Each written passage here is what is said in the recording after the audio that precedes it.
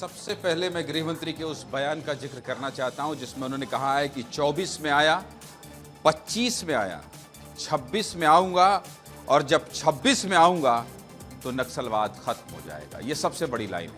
वैसे तो हम जब से अमित शाह ने ये कहा है तब से इसका विश्लेषण कर रहे हैं कि कैसे 31 मार्च 2026 में नक्सलवाद खत्म करने की गारंटी देश के सर्वोच्च सदन में गृह मंत्री अमित शाह ने दी है। लेकिन आज जो बात उन्होंने कही है वो बहुत बड़ी लाइन है रसिका। आज केवल नक्सलवाद खत्म करने की बात नहीं कही है। मैं एक लाइन लिख रहा था उनको सुनते हुए और उस लाइन में मैं ये सुन रहा था कि हथियार वालों को मुख्य धारा में लाइए। कौन लोग? समाज के लोग। गृह मंत्री अमित शाह ने एक और बहुत बड़ी बात कही। उन्होंने कहा कि जो सरेंडर किए हैं नक्सलियों के लीडर, उनकी बहुत महत्वपूर्ण भूमिका है अंदर से नक्सलियों को हथियार के साथ बाहर लाने।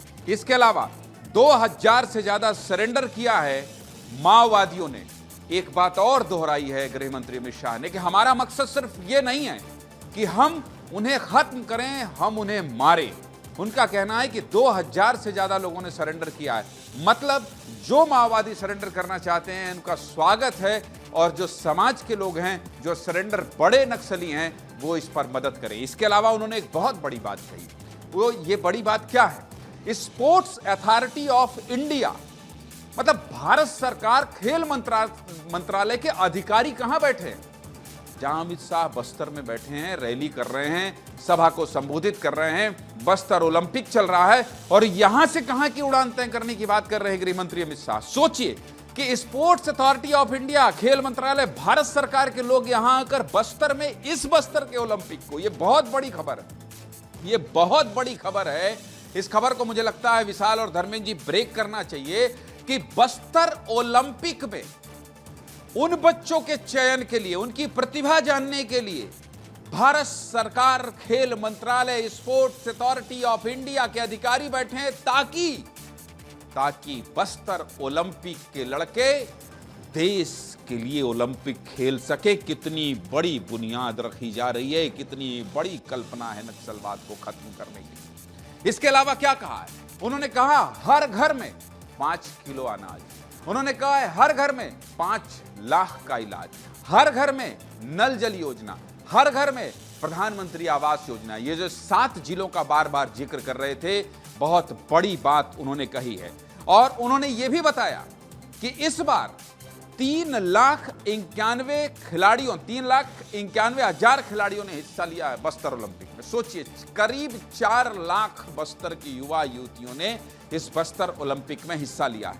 इसके अलावा खेलो इंडिया, सबसे बड़ी बात इस संबोधन में एक और निकल कर आई है रसिका, और वो क्या है?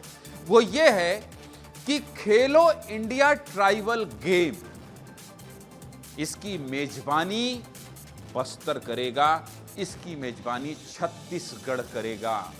जो आयोजन अब तक दिल्ली में होते रहे, अलग अलग राज्यों में होते रहे, वो आयोजन कहां होगा? छत्तीसगढ़ की मेजबानी में होगा।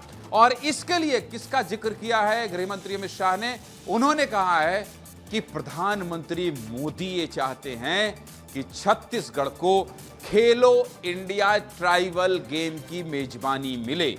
ये सब वो लाइन है रसिका जो बहुत महत्वपूर्ण है और आज की बहुत बड़ी खबर है। कल अखबारों की सुर्खियां हैं। दूर बैठे लोग देखकर ये सोचते हैं कि नहीं, नक्सलियों को मार दो। आज 31 नक्सली मारे गए, कल 20 मारे गए, आज 200 का पुनर्वास हुआ, आज 50 सरेंडर किए। नहीं, बस्तर में जो युवक भटक गए थे उनके लिए ये बड़ी बड़ी योजनाएं हैं। इसके अलावा जो बदलाव की बात कही है गृह मंत्री अमित शाह ने, उन्होंने ये कहा है कि जिस बस्तर में लाल सलाम के नारे लगते थे, अब वहां भारत माता की जय के नारे लग रहे हैं, भारत माता की जय के नारे लग रहे हैं। और 2026 का ओलंपिक, 2026 का बस्तर ओलंपिक जब उसका आयोजन होगा तो बस्तर नक्सलियों से मुक्त हो जाएगा, बस्तर नक्सलियों से मुक्त हो जाएगा। ये तमाम वो बड़ी बातें हैं जो गृह मंत्री अमित शाह ने आज कहा है बस्तर में। इसके अलावा उन्होंने क्या कहा है? समाज के लोगों से तो आह्वान किया ही है। इसके अलावा उन्होंने ये कहा कि भारत मां की जय और दंतेश्वरी मां के चरणों में प्रणाम करके उन्होंने अपने भाषण की शुरुआत की है। बस्तर सबसे ज्यादा दुग्ध उत्पादन करेगा, इसका भी जिक्र किया है। बस्तर के खिलाड़ी कॉमनवेल्थ और ओलंपिक में भाग लेंगे, ये मैंने आपको बता दिया है।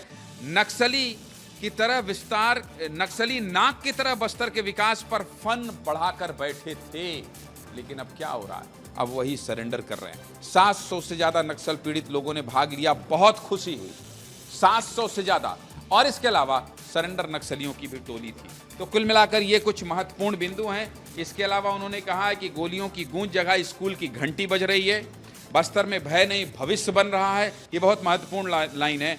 और उन्होंने ये भी कहा है कि नक्सलवाद से किसी का भला नहीं हुआ है। ये वो महत्वपूर्ण बिंदु हैं जो गृह मंत्री अमित शाह के भाषण से निकला है। और सबसे बड़ी बात जो मुझे ये लगता है कि उन्होंने कहा है कि खेलो ट्राइबल गेम जो होने वाले हैं उसकी मेजबानी भी छत्तीसगढ़ को मिलने वाली है। बहुत बड़ी बात गृह मंत्री अमित शाह ने कही है रसिका आज के बस्तर ओलंपिक के समापन।